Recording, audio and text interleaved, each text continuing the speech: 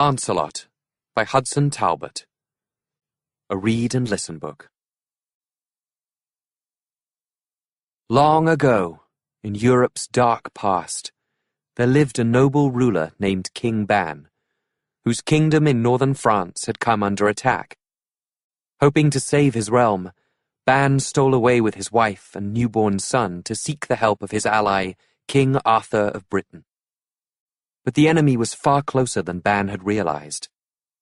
As the fury of battle spread around him, Ban looked back to see his beloved Benwick Castle engulfed in flames.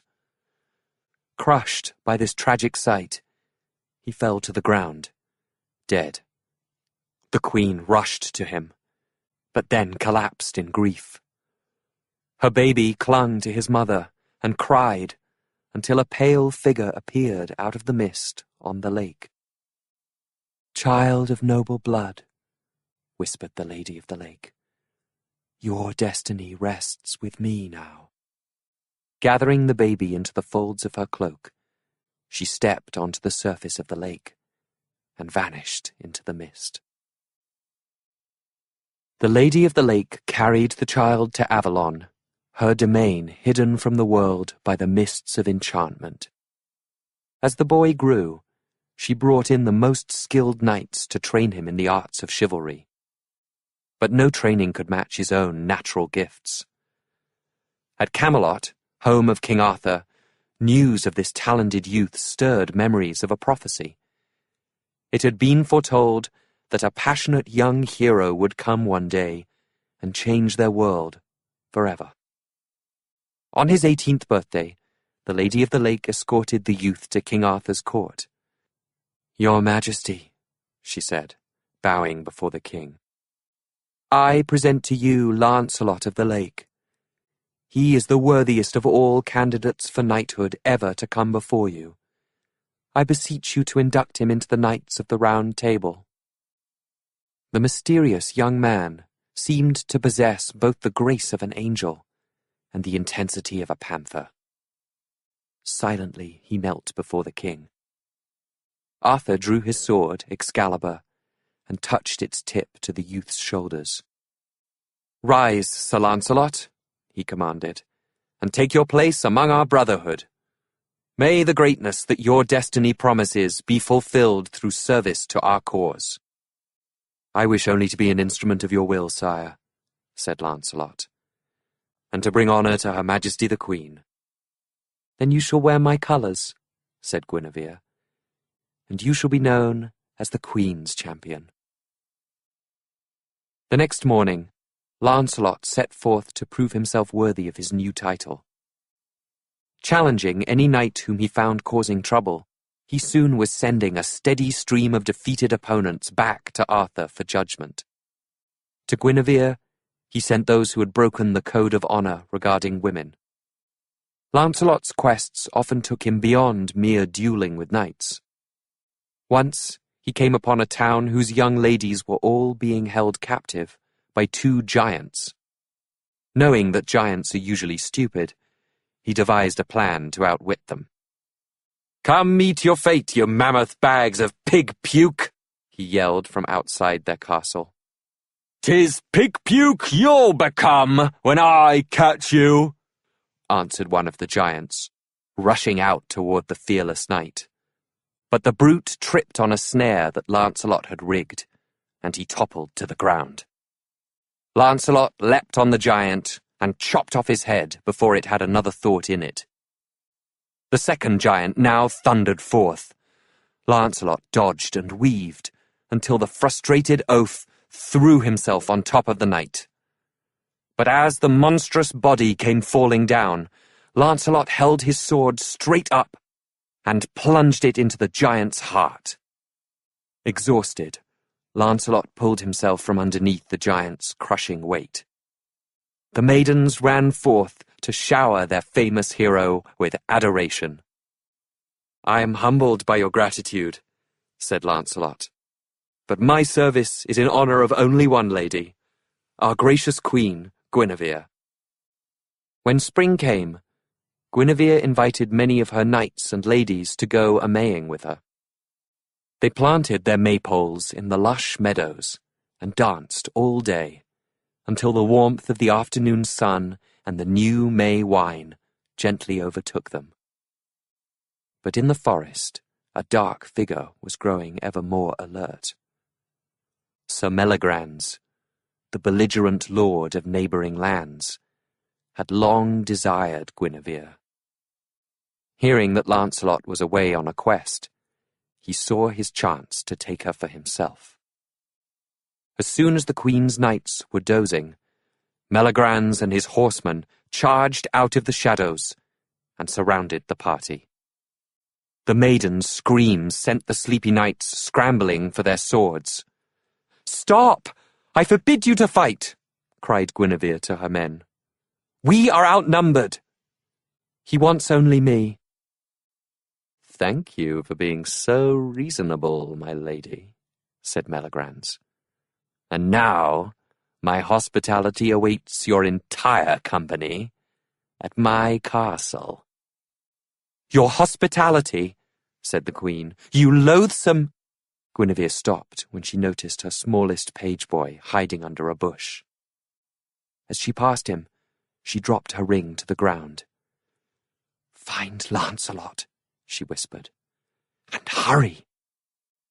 When Lancelot heard of Guinevere's peril, he immediately rode to Meligrans's manor. Enemy archers were waiting for him there and shot his horse full of arrows, but Lancelot was not so easily deterred. Jumping into a passing ox cart, he demanded a ride to the castle. The castle guards roared with laughter when they saw the mighty Sir Lancelot riding to the rescue on a pile of hay.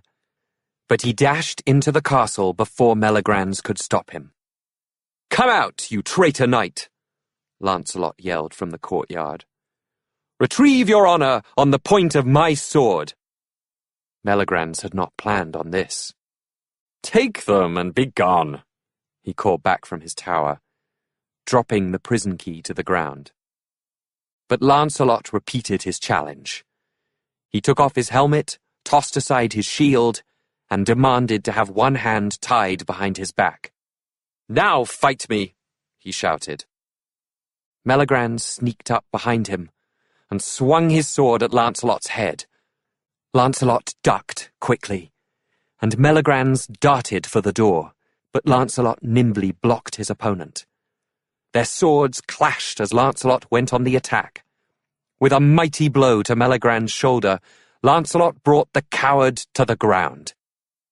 The Queen thanked Lancelot, but his fellow knights turned the rescue into a joke, singing mocking praises to the Knight of the Cart.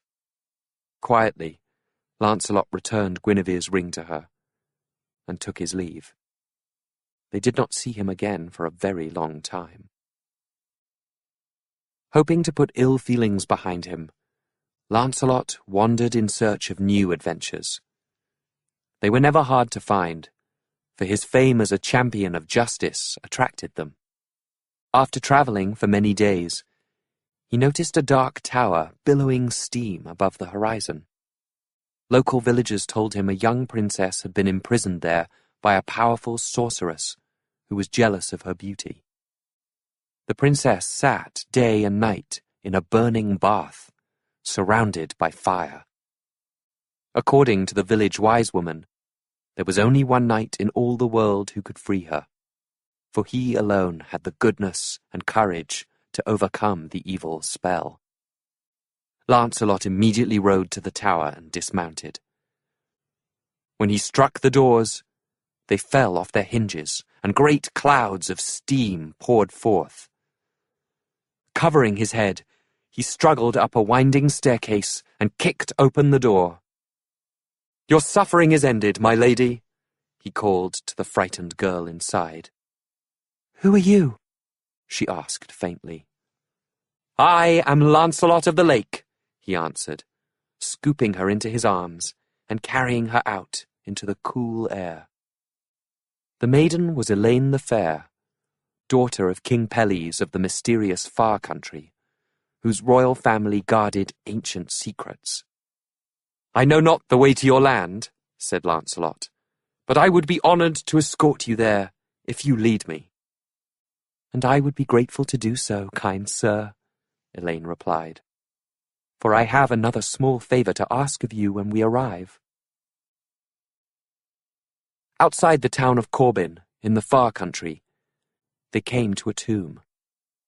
Upon it were letters of gold that read, "A panther of king's blood shall come to slay the beast within, and he shall father a lion, and the lion shall surpass all others."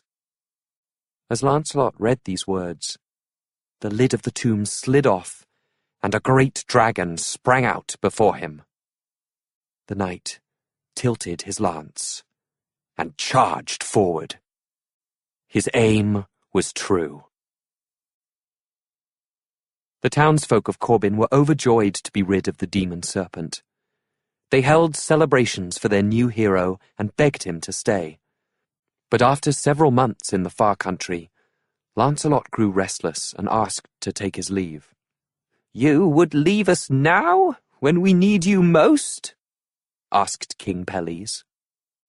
He alone understood the prophecy written on the dragon's tomb, and he had waited many years for the right man to fulfill it.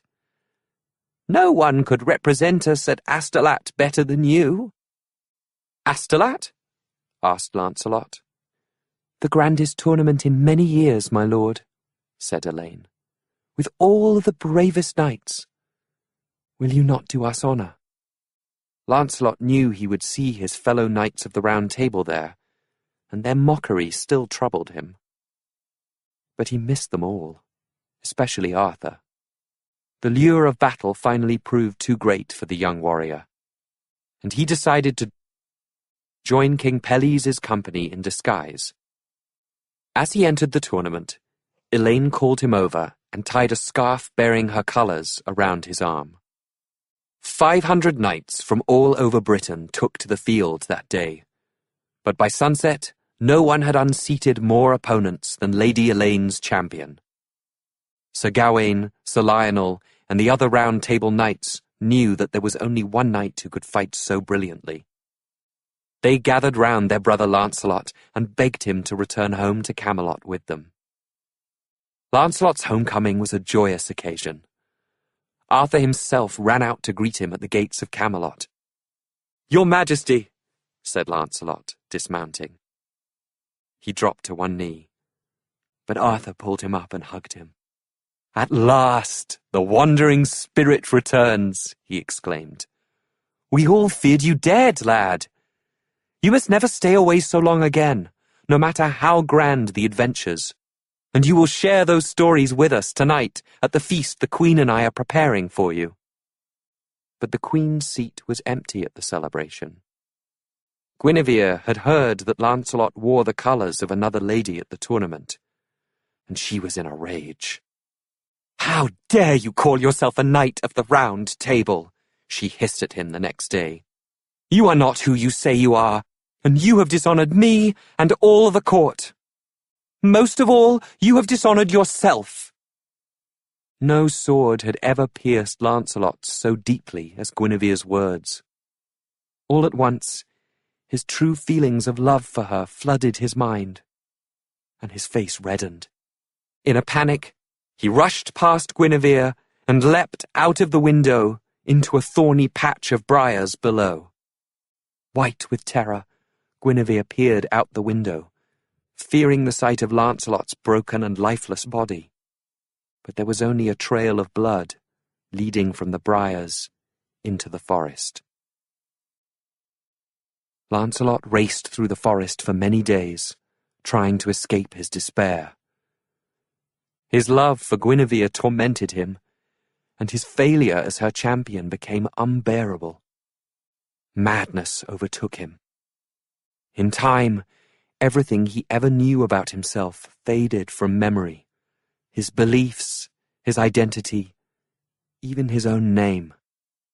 He lived by eating whatever nuts and berries he could gather, and by drinking water from the streams.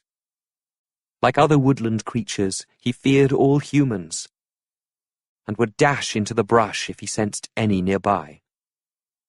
Finally, the friends and kinsmen who searched for him gave up hope.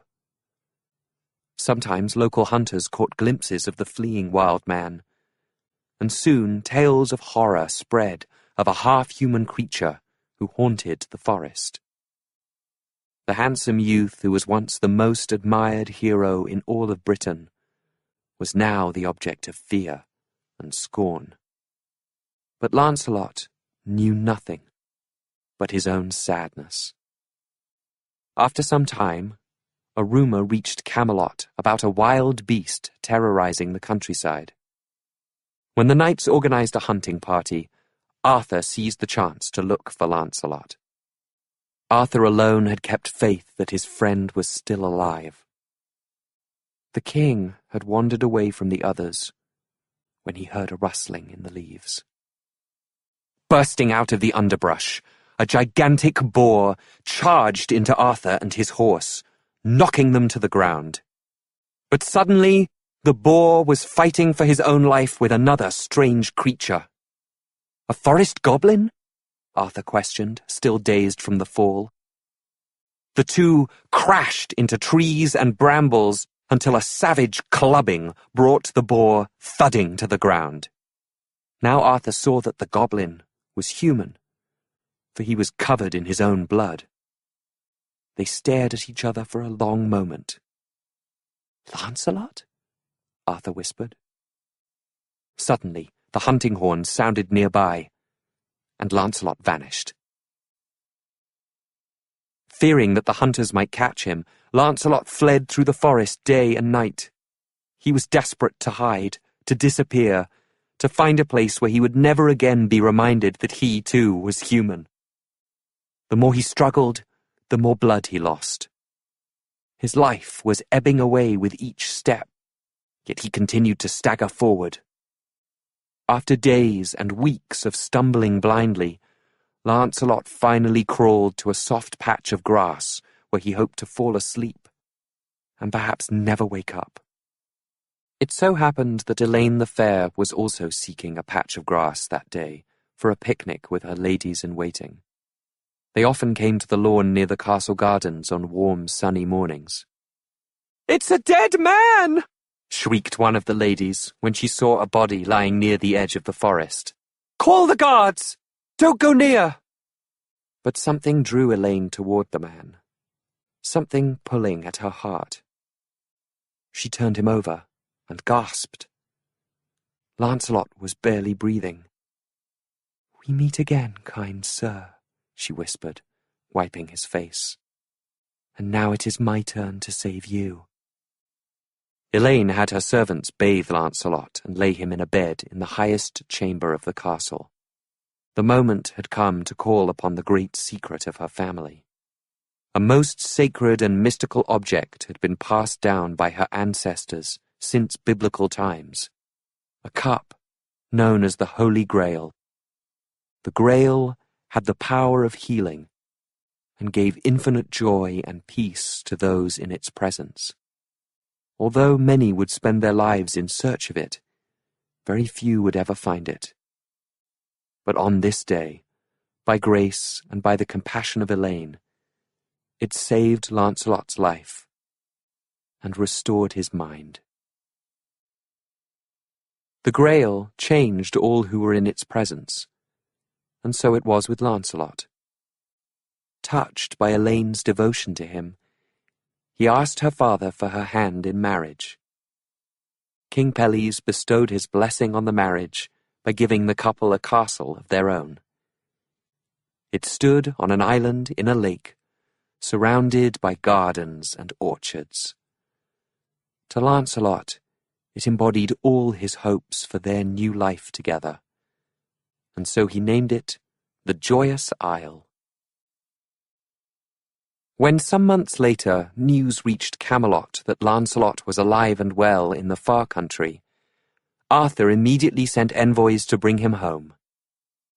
Lancelot was anxious to see his dear friend, but he feared the feelings that might linger between himself and Guinevere.